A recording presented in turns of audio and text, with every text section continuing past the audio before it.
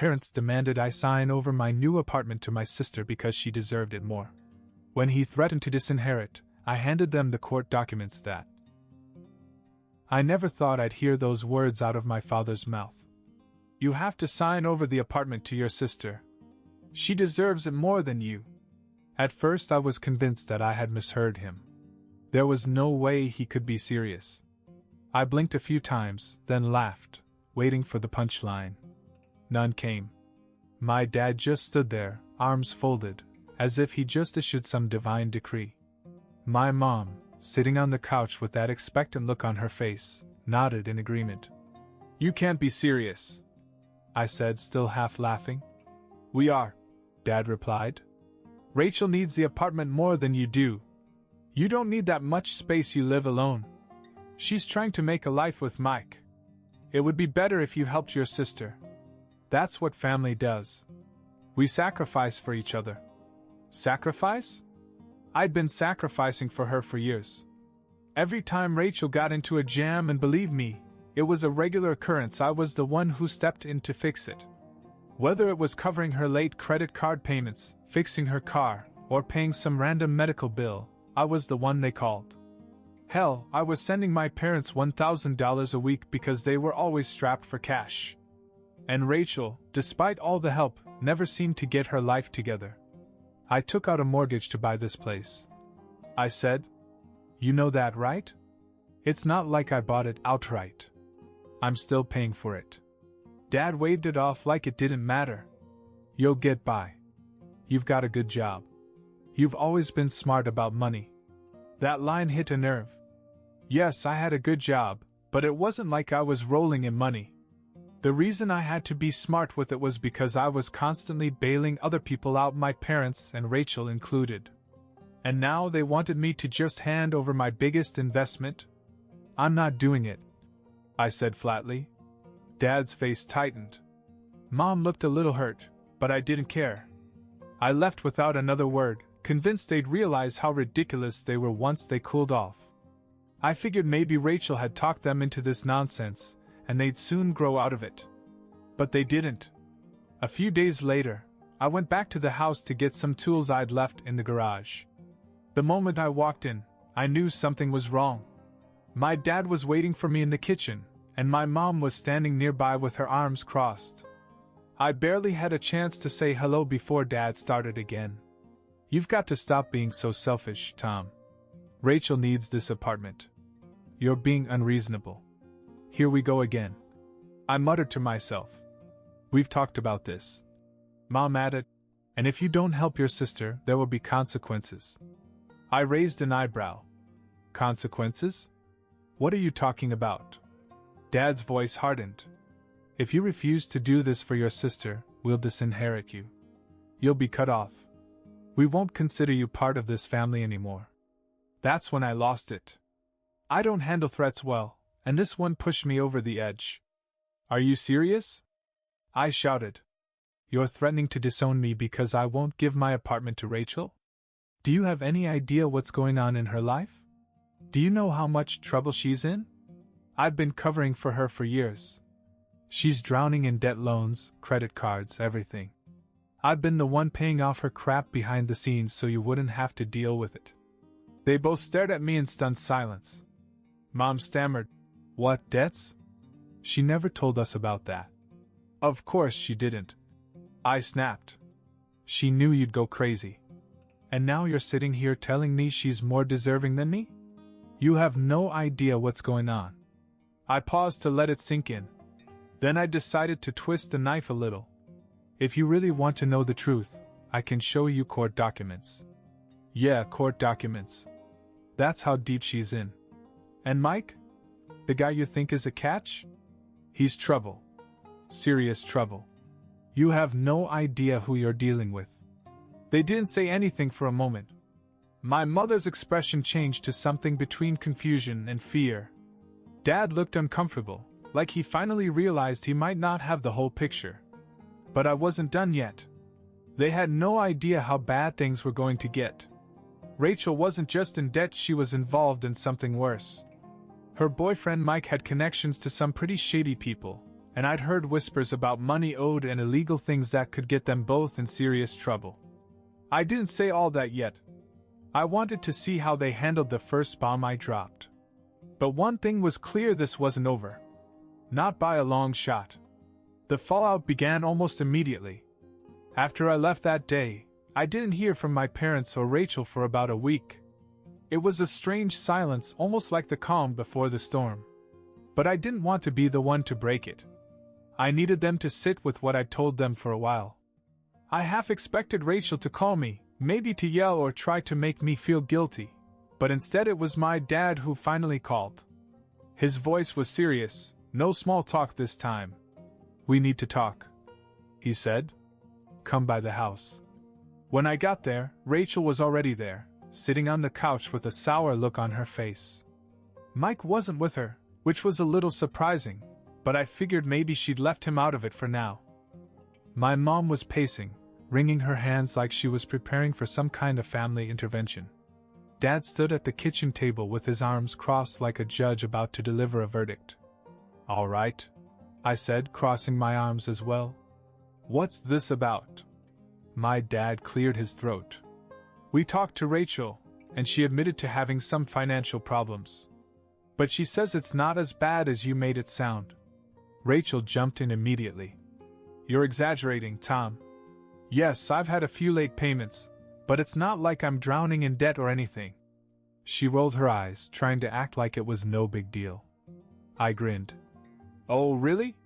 Just a few late payments? So you're going to sit there and tell me that you don't owe over $30,000 on 3 different credit cards? Or that you didn't default on that personal loan you took out last year?" Rachel's face froze. For a moment it looked like she didn't know what to say. My mother's eyes widened. "30,000? She whispered. I wasn't finished. "And let's not forget the payday loans." "Oh yeah, I know about those too. You want me to get the paperwork?" "I got it all. You can thank me later for keeping your creditors from calling Mom and Dad directly." Rachel's jaw clenched. "I never asked you to do that." "No, you didn't," I shot back. "You just kept screwing up and hoping someone would magically fix things for you. And guess what? I was that someone until now." My parents were dead silent. Mom sat down as if the weight of it all had just hit her. Dad, on the other hand, seemed to be processing, his face darkening with every word I said. "Why didn't you tell us any of this?" he finally asked Rachel. "Because I knew you'd freak out," Rachel snapped. "You always overreact. And it's not like it's all my fault. Mike and I have been going through a tough time. We've had a lot of unexpected expenses." "Mike?" I chuckled darkly. "Yeah, your knight in shining armor. You want to talk about him? Let's talk about how he dragged you into his mess. Do you even know who he owes money to?" Rachel's face turned pale. "What are you talking about?" "Oh, come on. Don't play dumb. You really think I don't know about his friends? I've heard the rumors, Rachel. He's involved with some serious people. You're in over your head." That seemed to shake her. For the first time I saw real fear in her eyes. My dad noticed it too. "Rachel," he said quietly. "What's wrong with Mike?" Rachel stammered, trying to find the right words. It's nothing. He's had some bad luck with some business deals, that's all." "Bad luck?" I snorted. "Try drug money. He owes people who don't just send reminders when payments are late. You want to keep defending him? Fine. But don't expect me to clean up the mess when it all comes crashing down." The room fell silent. Mom looked like she was about to cry, and Dad looked like he was barely holding back his anger. "Is it true?" he asked Rachel, his voice low but dangerous. Rachel didn't answer. She just stared at the ground. That was all the confirmation he needed. "Jesus Christ," Dad muttered under his breath. He shook his head and walked over to the window, staring out as if trying to take it all in. For a moment, no one spoke. Then Dad turned, his expression hard. "You are not moving into this apartment. End of discussion. And you better start figuring out how to clean up your life, because I'm not bailing you out either." You made this mess, Rachel. Rachel tried to argue, but he cut her off. No. We're done. I'm done. You lied to us. You dragged us into this without telling us what was really going on. And if what Tom says about Mike is true, you're on your own. Rachel's face fell. She looked at me with a mixture of anger and despair. You think you're so perfect, don't you? She spat. You've always been Dad's favorite, always making me look bad. Well, screw you, Tom. I don't need your help. Good, I said calmly. Because you're not getting it. She stormed out of the house, slamming the door behind her. The sound echoed around the room. No one spoke for a long time. Finally, my mother broke the silence. What are we going to do? Dad sighed heavily. I don't know. But one thing is for sure, we are not going to let Rachel take us down with her. I didn't say anything, but I knew this was far from over. Rachel wasn't the type to go quietly. And with Mike still in the picture, things were only going to get worse. Rachel wasted no time in retaliating. Less than 48 hours after the explosion, I started getting calls from relatives, uncles, aunts, even a couple of cousins I hadn't spoken to in months. Rachel had apparently embarked on a full-blown campaign to paint me as the villain.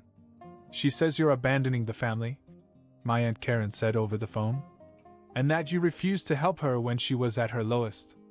Let me guess, I replied, pinching the bridge of my nose. Did she mention the $30,000 in debt she's hiding, or how I've been paying her bills for years? Aunt Karen hesitated. Well, no. She made it sound like you were just being selfish. Of course she did. I spent the next few days putting out fires and explaining the real situation to anyone who would call. Some believed me, some didn't. Rachel was good at playing the victim, and for a while it felt like half the family was on her side. The narrative she pushed was that I had more than enough, and was hoarding wealth while she struggled to survive. What really pissed me off, though, was that my parents had let her do it. I assumed they'd put a stop to it after our last conversation. But when I confronted my dad about it, he just shrugged and said, "We didn't want to make things worse by airing her dirty laundry in front of the whole family." Well, she's already making me look like a monster, I shot back. Maybe it's time you told everyone the truth. Dad didn't have much of an answer for that.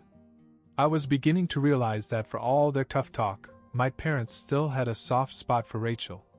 No matter how much she screwed up, they couldn't completely turn their backs on her. Meanwhile, Rachel's situation continued to spiral downward.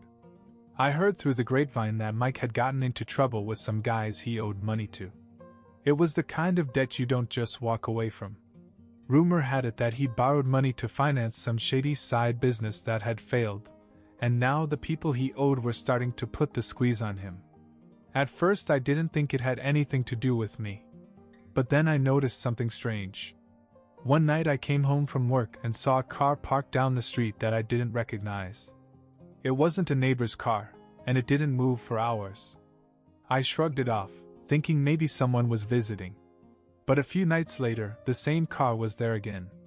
This time it was parked closer, right across the street from my house. The next morning, I found a note under my windshield wiper. It was a simple warning.